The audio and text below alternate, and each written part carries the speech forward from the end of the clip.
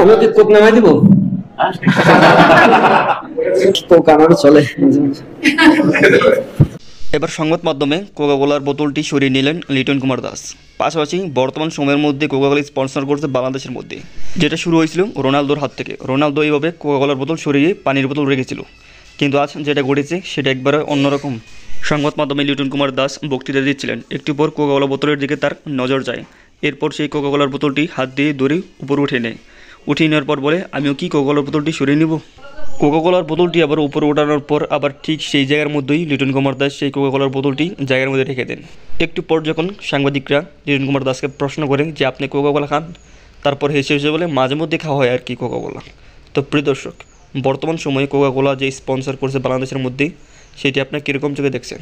আর Israel যে সম্পর্ক রয়েছে কোকাকোলার মধ্যে, এটি তো আপনারা জানেনই। তারপরও কীভাবে বাংলাদেশ ওপেনলিভাবে কোকাকোলা স্পন্সর করছে, এর তীব্র নিন্দা প্রতিবাদ জানাই।